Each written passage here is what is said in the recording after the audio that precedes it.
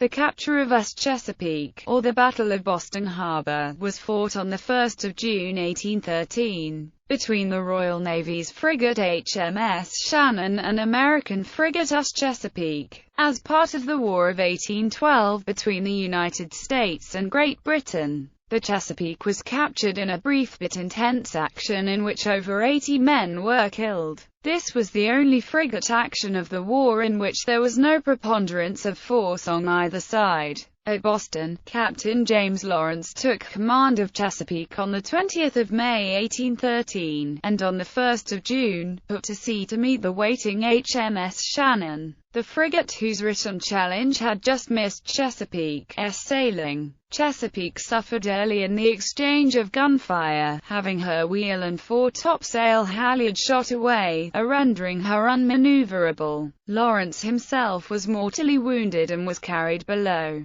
The American crew struggled to carry out their captain's last order, "Don't give up the ship," but the British boarding party overwhelmed them. The battle was notably intense but of short duration, lasting 10 to 15 minutes, in which time 252 men were killed or wounded. Shannon's Captain Philip Broke was severely injured in fighting on the forecastle. Chesapeake and her crew were taken to Halifax, Nova Scotia, where the sailors were imprisoned. The ship was repaired and taken into service by the Royal Navy. She was sold at Portsmouth, England in 1819 and broken up. Surviving timbers were used to build the nearby Chesapeake Mill in Wickham and can be seen and visited to this day. Shannon survived longer, being broken up in 1858. Prelude: Philip Broke and his naval gunnery during his long period in command of Shannon. Captain Philip Broke of the Royal Navy introduced many practical refinements to his great guns, which were virtually unheard of elsewhere in contemporary naval gunnery. He had dispart sights fitted to his 18-pounder long guns, which improved aiming as they compensated for the narrowing of the barrels from the breech to the muzzle. He had the elevating quoins of his long guns grooved to mark various degrees of elevation so that his guns could be reliably leveled to fire horizontally in any state of heeling of the ship under a press of sail. The carronades were similarly treated, but the elevating screws on these cannon were marked in paint. As the decks of contemporary ships curved upwards towards the stern and bows, he cut down the wheels on their upsloped side of each cannon's carriage in order that all guns were level with the horizon. He also introduced a system where bearings were incised into the deck next to each gun. Fire could then be directed to any bearing independent of the ability of any particular gun crew to see the target.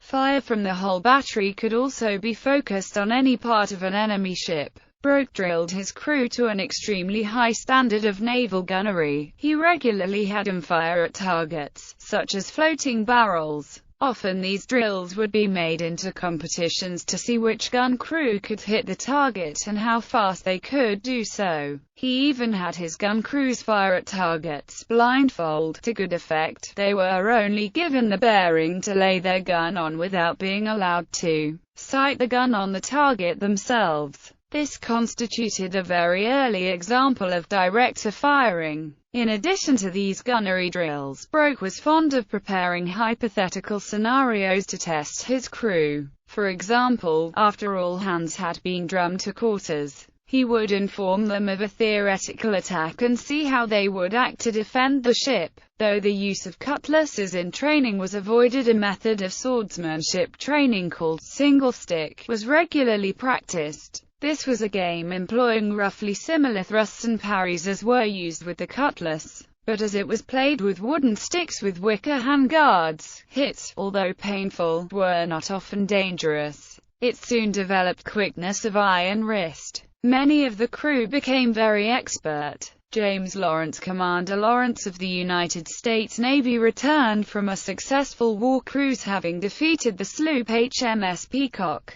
He was promoted to captain for his victory, and received orders to take command of USS Chesapeake. It was not a command that he particularly wanted. It hoped for the larger frigate USS Constitution instead. However, he had little choice in the matter. The letter from Secretary was an order and not a request. Lawrence traveled to Boston. Lawrence found that most of the former crew of Chesapeake had left over a dispute over prize money and had since been replaced. Lawrence's prior experience of the British Navy worked against him. In his former battle with HMS Peacock, the warship had been bravely fought, but the British gunnery had been nothing less than atrocious. His crew was laden with good seamen, however, they lacked the time working together that was needed to change a collection of good seamen into an efficient fighting crew. Lawrence's assumptions concerning the poor quality of the opposition would leave him overconfident in facing the adversary he was about to encounter, issuing a challenge eager to engage and defeat one of the American frigates that had already scored a number of victories over the Royal Navy in single-ship confrontations.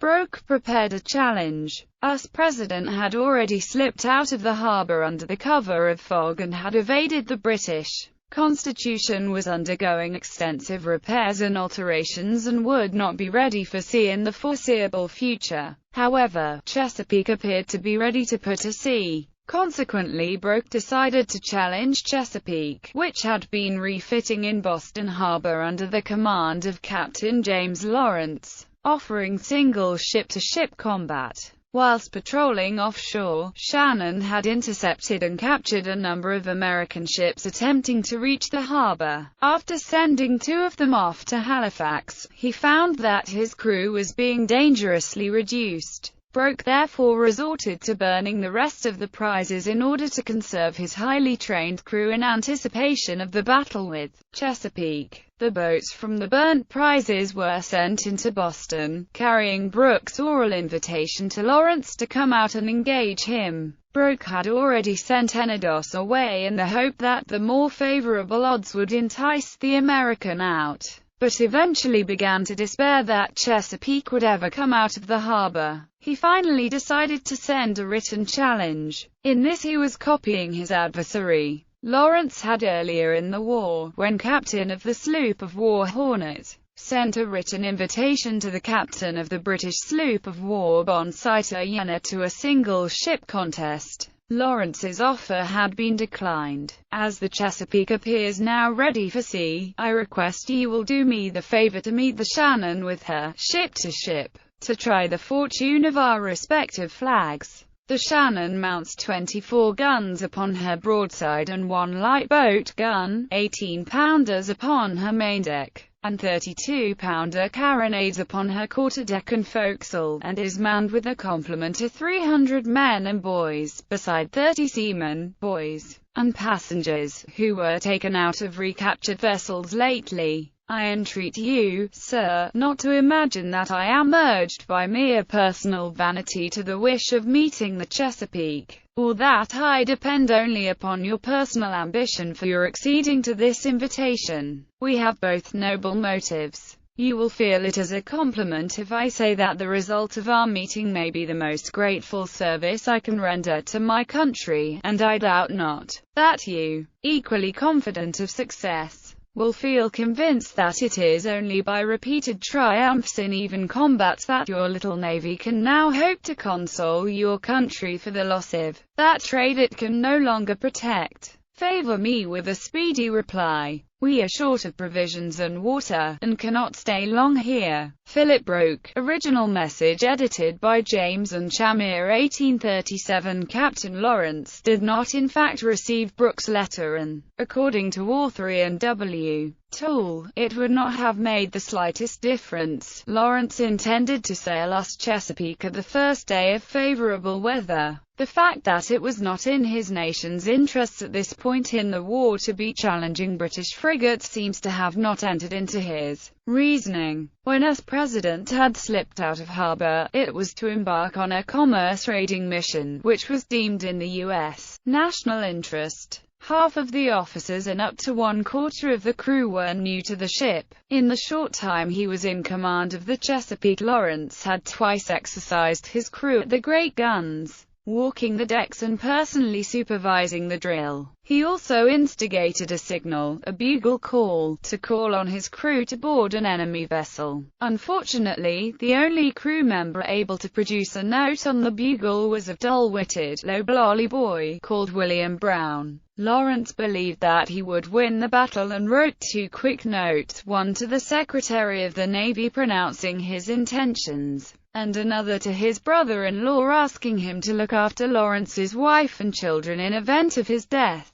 By now HMS Shannon had been off Boston for 56 days and was running short of provisions, whilst the extended period at sea was wearing the ship down. She would be at a disadvantage facing USS Chesapeake, fresh from harbor and a refit. A boat was dispatched carrying the Invitation, manned by a Mr. Slocum, a discharged American prisoner. The boat had not reached the shore when Chesapeake was seen under way, sailing out of the harbor. She was flying 3 American ensigns and a large white flag at the foremast inscribed, "Free Trade and Sailors' Rights." Shannon carried 276 officers, seamen and marines of her proper complement, 8 recaptured seamen. Broke had trained his gun crews to fire accurate broadsides into the hulls of enemy vessels, with the aim of killing their gun crews, rather than shooting down the masts. Lawrence meanwhile was confident in his ship, especially since she carried a substantially larger crew. Previous American victories over Royal Navy ships left him expectant of success. Just before the engagement, the American crew gave 3 cheers.